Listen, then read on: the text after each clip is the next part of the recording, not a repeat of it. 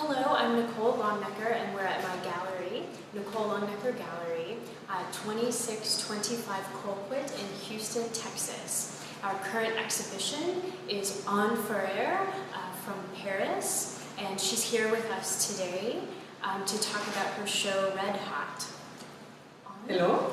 Thank you so much for being here. I'm very excited that you're here. I'm very interested.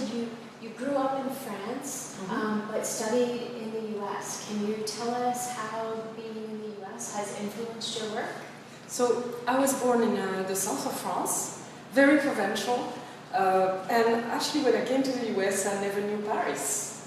So I had enough distance when I came to the U.S. to look at my own place and see it as something very exotic. So America was very exotic for me, and so was France. And so I started to use the fact that I was coming here pretty often to look at our customs, our habits as cliché a little bit. So I started to play with that because I realized that most French artists are either very conceptual or either very into something which is close to the iconic type of approach of art.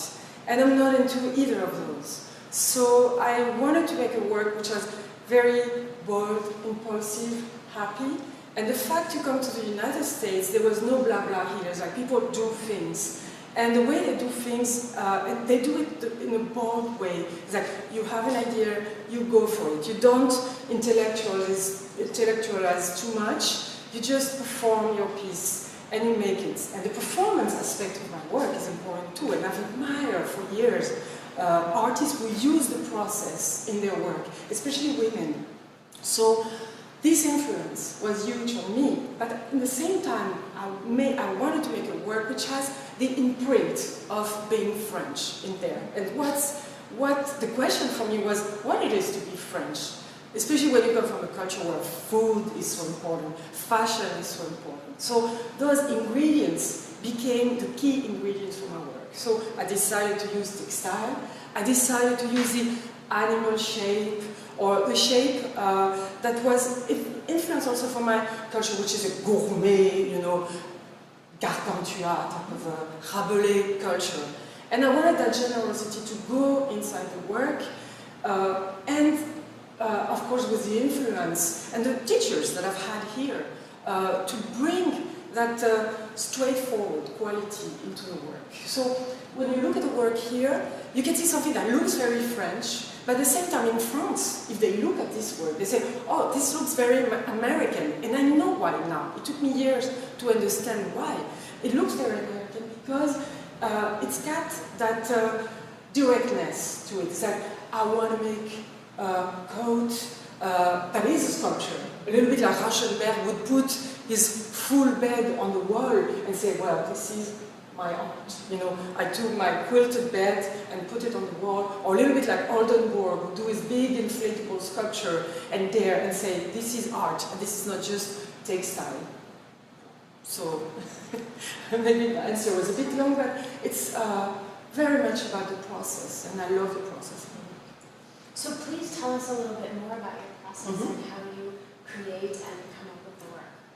So I use textile because textile is, for me, the most, I would say, direct.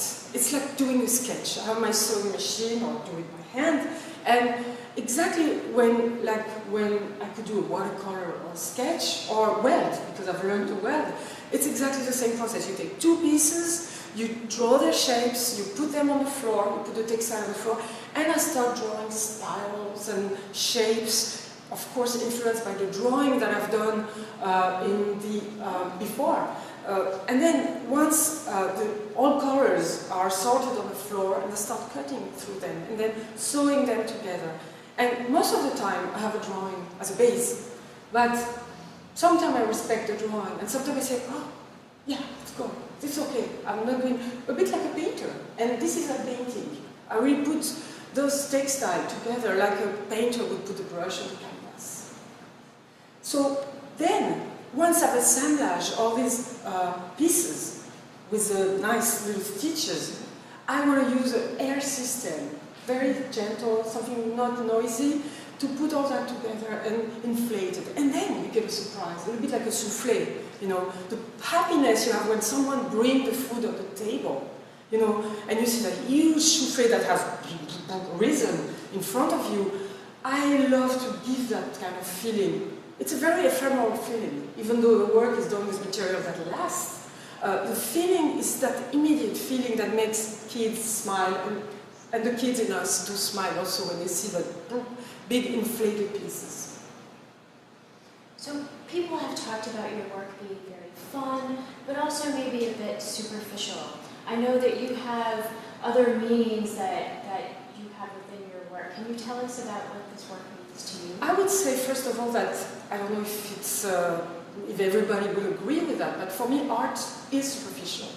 So we need that superficiality on this planet, because everybody is too serious and too pathos and too much in a state of crisis. So art should also bring this articulation for human beings to think about what they have and how they could bring something else to what they have. And this something else is essential, first of all. So if it's superficial, why not? But I think it's not just superficial.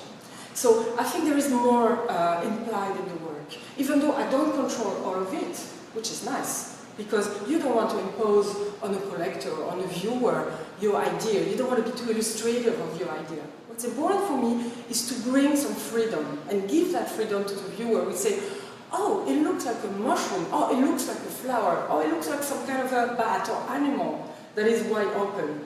In my case, when I did the piece, I did remember that kind of idea that women in France are raised to be comme il faut, which is straight, shy enough, not too loud, and I hate that. You know, especially by going in America, I saw that women could really open their mouth and say what they think, even though they have a higher voice, and they don't have that loud voice that make it serious or very important. We can also state a point and say something with our ingredients, with what we want.